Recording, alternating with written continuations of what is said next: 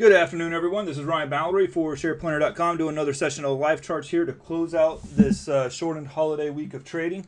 It's definitely been a more memorable week of trading for the market this year, as we've actually pulled back 2 consecutive days. By far the biggest pullback of the year, biggest 2-day pullback, and we are now, as you can see on the stochastics, short-term oversold. That doesn't always mean that we're necessarily going to bounce, but the last time we did get in there, that marked at a similar point back in late December. We did start this next leg up of the market. We're getting some buying today at that same exact point. The buying doesn't seem like there's a lot of excitement behind it. I don't put a lot of weight. I think it's more of a dead cat bounce, quite honestly. Now, a lot of people will try to short this rally today and then be surprised when the market rallies again on Monday. I typically give the dead cat bounces about 2 to 3 days to strut itself, and then usually by that time it'll peter out, and then the market will reverse course and come back down lower again.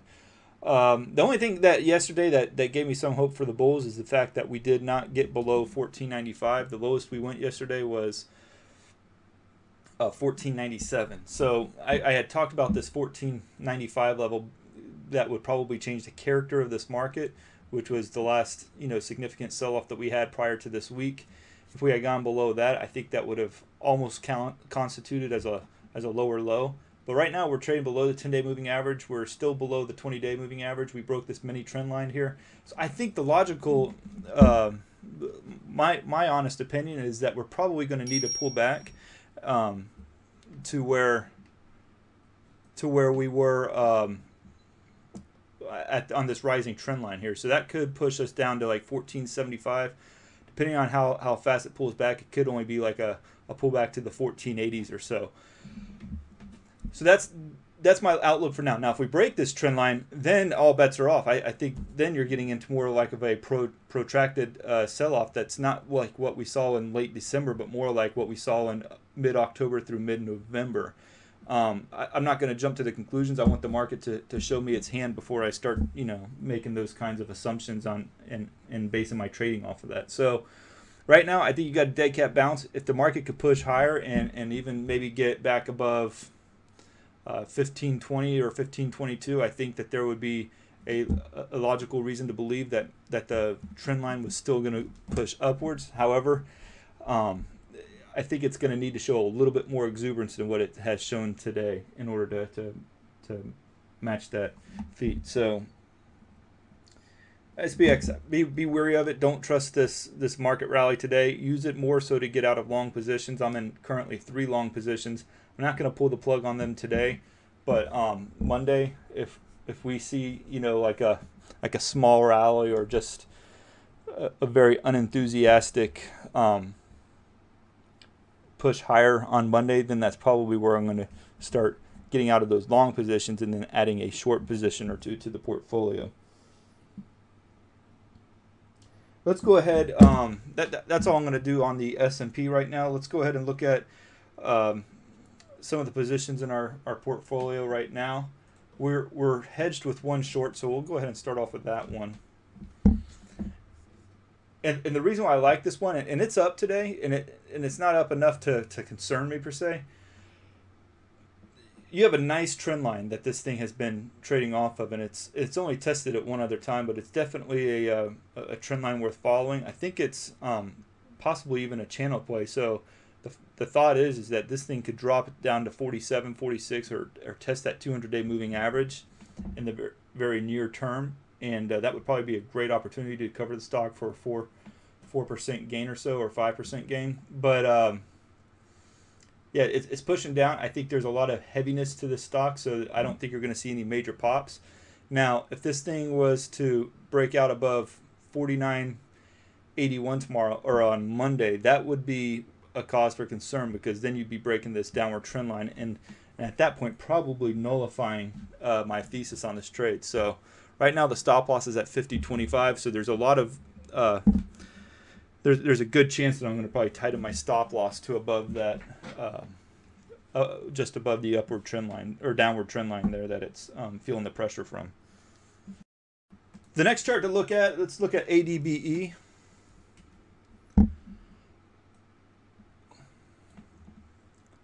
ideally, what I was hoping to see here back on Monday or on Tuesday when I bought into the stock, it was breaking out very nicely. I thought it would push higher, but then of course the tidal wave of selling came in on Wednesday and Thursday, and it hasn't done much for me today. I mean, it gapped higher and it's basically just held that opening price, but there's not a reason to get out of it at this point. And we have a stop loss at 37.60, so you know it would have to still drop much further before I really got concerned about this stock. So if we get a bounce, into Monday and it gets us, a little bit of a better exit price, I'll probably take it.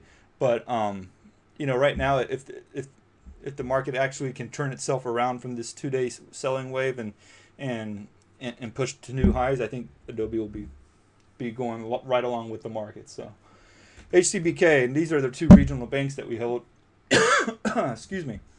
I talked about HCBK yesterday quite a bit on multiple different posts and in our chat room too, about that little 1-second flash crash that it had that took some pokes out of their stops. But nonetheless, I mean, you're getting a respectable bounce out of it today. But it's like a lot of stocks, it's just not enough to make me think that this market's turning the corner right now. So down about 1.6% on this one. If it can get back up to that 870 level, I think the outlook on the stock will look a lot better. But for now, I'm going to hold my original stop loss at 849. If it breaks below that, that's a good sign to get out of the stock. And MTB, once again, the bullish setup is overshadowed by the fact of what we've seen the last 2 days. 105.88 is really where I want to see the stock get back up to, or at least 105, to get that sense of bullishness back into the stock. If it can do that, which is about another $1.12 away, there may be a reason to try to see if it can buck the market trend and push higher. Otherwise, I'll probably close this one out on Monday too, on any kind of market strength that we can get as a follow through to today's market action. All right, let's go ahead and look at some of your stocks here. KORS, KORS is the first one. Now this is a pretty interesting setup, because what sticks out at me right off the bat, and I'm going to draw this a little bit better. This is an old box that I drew on it before, but it traded nicely in this consolidated area, and then it gapped way up, and then it's pulled back to this support level here. That's a very strong support level. There's a good chance that with the 20-day moving average right underneath it, that it could make another push into the mid-60s again, maybe up to 64. You can manage it with a fairly tight stop loss, and when I say fairly tight, it's fairly tight for KORS. So maybe if it dipped,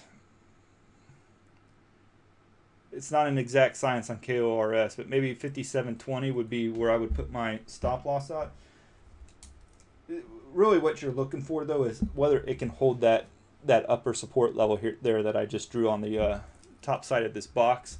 If it can hold that, then I think you'll see a nice price appreciation. You could be even more picky with your stock and say, if it drops below 58, I'm out. RSG. Oh yeah, I like this one here too. And this, I think, is worth adding to the long watch list, especially since so many long setups have just been completely trashed this week with the market weakness. Right off the bat, though, very nice looking bull flag on the chart. Very nice. So you can even say, some might say, well, it's not so much a bear flag as much as it is a bullish, or I'm sorry, not a bear flag, bull flag. It's not so much a bull flag as much as it is like a bullish wedge. So bullish wedge is when is defined by like the narrowing of the trend lines.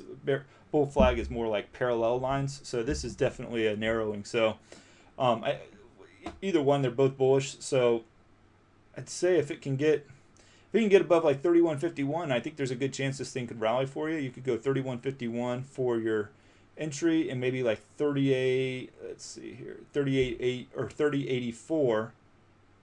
30.84, 30. Let's go 30.82. 30.82 for your stop loss, and then, which is not a lot. I mean, I think you're talking about 2% there for a stop loss. and you get the breakout there. It's nice because it's not been running lately, so any kind of breakout, if it has any legs to it, it's going to rally, pretty nice. I mean, you could possibly get 8-9% off of a stock like this. So I definitely like that one. So I like the potential in KORS. I like the potential in RSG. Between the two, I like RSG better than KORS. eBay, let's look at some of these guys here. I don't see anything worth taking on this one right now. It's popping off of that 50-day moving average, but it's not really been only a couple times in the past year or so where that 50-day moving average has really played a factor in being support or resistance for the stock. So just the fact that it bounced off of it yesterday, I wouldn't put too much weight into it. If the market continues to sell off, it's going to slice right through that moving average. So yeah, I don't really see anything worth buying it. If anything, it's probably more of a short setup into this resistance level here. You could play it that way, but even then, that's not ideal either. PETS.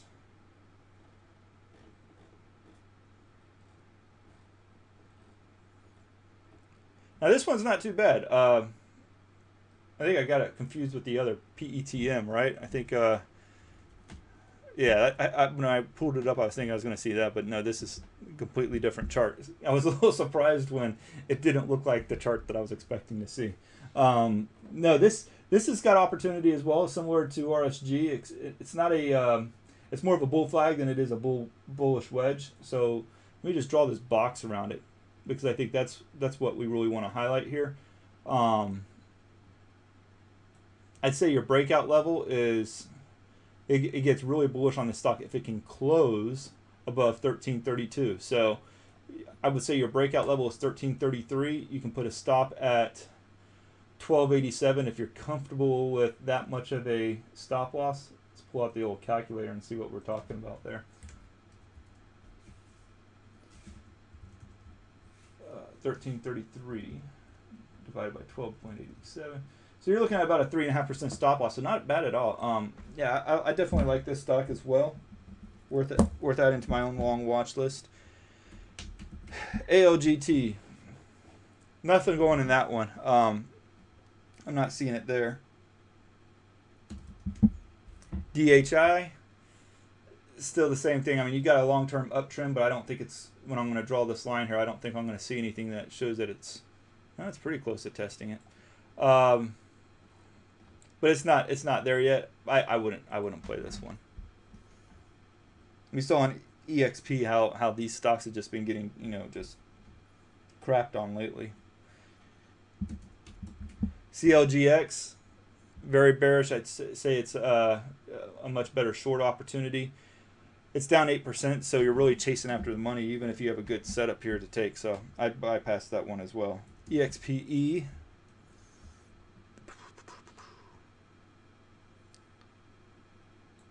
You have like a pullback to like a quasi support level, like that there. Let's see if